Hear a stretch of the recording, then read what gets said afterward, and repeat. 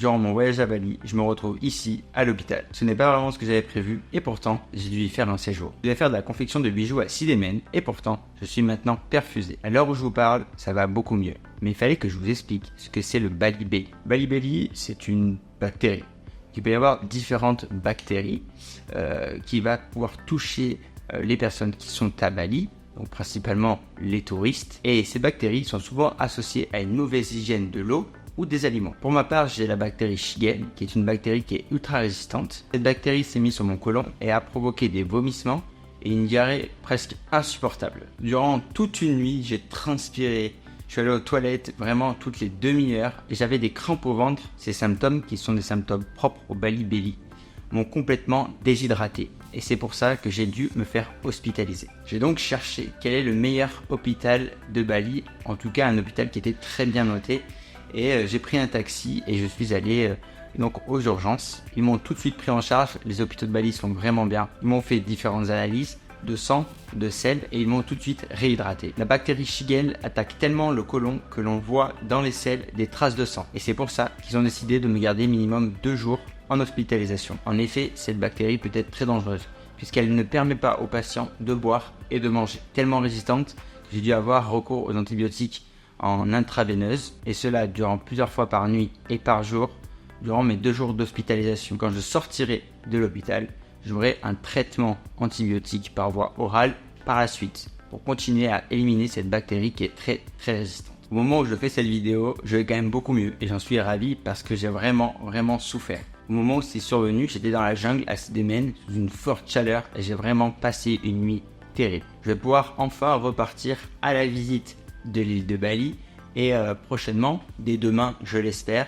aller sur l'île de Nusa Penida pour pouvoir capturer les meilleures images. Il ne faut pas partir en voyage, et notamment à Bali, sans avoir conscience des risques qu'il peut y avoir. Heureusement, j'ai une assurance avec ma carte Visa Gold qui me permet de rembourser l'entièreté de l'hospitalisation qui me coûte quand même 2500 €. Si jamais vous devez être hospitalisé à Bali, pas de panique, vraiment les hôpitaux sont hyper clean, c'est vraiment bien, ils sont hyper accueillants, les soignants sont top, les docteurs sont hyper compétents, il n'y a aucun problème avec ça. Malgré le fait que j'avais amené des médicaments comme du Smecta pour la diarrhée, ils n'ont pas fait effet car la bactérie était vraiment trop puissante. Mais bon, je vous conseille quand même de toujours les avoir avec vous, que ce soit Doliprane ou au moins Spasfon et Smecta. Faites hyper attention à ce que vous allez boire et manger quand vous venez sur l'île de Bali. Malgré le fait que j'ai fait hyper attention, je me suis quand même fait avoir. Il faut vraiment pas boire l'eau présente sur l'île, que ce soit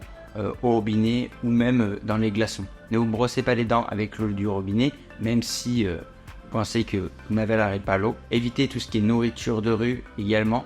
Et il faut aussi éviter les aliments à température ambiante parce que les bactéries adorent ça en fait. Et ici, c'est pas une légende, les bactéries, il y en a beaucoup.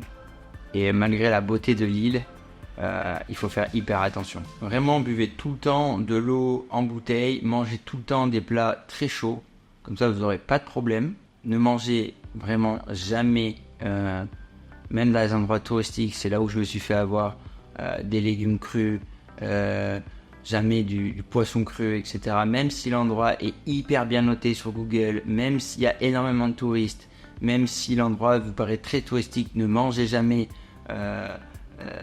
des légumes crus, du poisson cru, etc. Parce qu'en fait, ces bactéries se transmettent aussi par l'hygiène et il suffit que la personne qui a préparé à manger ne sait pas bien laver les mains, etc. Et là, vous êtes contaminé. Et ce qu'il faut savoir aussi, c'est qu'une fois que l'on a la bactérie, elle est facilement transmissible. Donc faites très attention. Malgré tout ce que je viens de vous dire, c'est quand même bien de finir cette vidéo sur une note positive parce que Bali c'est vraiment une île qui est magnifique et sur ça il n'y a rien à dire et je vous conseille à tous, si c'est votre rêve, si vous avez envie d'aller à Bali, d'y aller. La gentillesse des locaux ne s'explique même pas, que ce soit dans la rue, chez eux, dans les boutiques, dans les rizières directement ou même à l'hôpital. Ça n'a rien à voir avec la France, ils sont tous bienveillants, tous sympas. Et ils ont tous le cœur grand ouvert. On voit beaucoup de vidéos sur Bali, la beauté de Bali. On voit pas assez de vidéos sur le côté, on va dire, dangereux de Bali. C'est justement de choper ces fameuses bactéries qui peuvent nuire à votre voyage et nuire à votre santé. Je fais pas cette vidéo pour vous dégoûter non plus de Bali, mais juste pour vous ayez conscience que ça peut vous arriver et que si ça vous arrive, il ne faut pas hésiter à aller se faire hospitaliser. Pour ma part, encore une nuit à l'hôpital et direction Nusa Penida. Salut les créatifs.